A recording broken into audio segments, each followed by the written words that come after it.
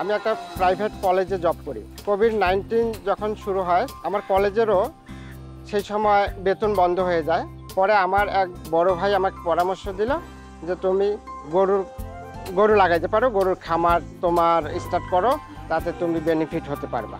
যখন আমি খামার শুরু করলাম, তা খামারে গাভী দুধ দেওয়া শুরু করলো। দুধটা নিয়ে আমি খুবই হেসিটেটেড ফিল করতেছিলাম, কারণ আমার হাজব্যান্ড একটা প্রাইভেট কলেজে চাকরি করে, তাকে টাইমলি সেখানে যেতে হয়, আর একই সময়ে দুধটা নেওয়া সম্ভব হয় না। খবর পেলাম যে প্রাণে এরকম দুধ দেওয়া যায়।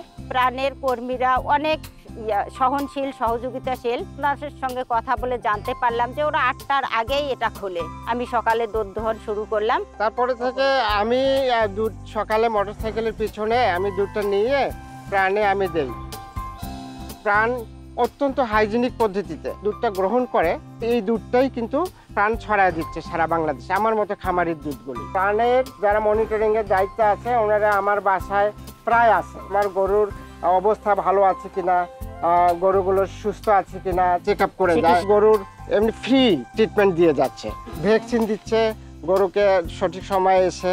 গরুগুলোকে খাবার দেওয়া, ঘাস দেওয়া, গোসল করানো, গরুর দুধ দহন করা, সবগুলোই করি। আমি আমার ছেলে মেয়েকে যেমন ভালোবাসি, আমার গরু এবং বাছুরগুলোকে আমার ঠিক তেমনই মনে হচ্ছে।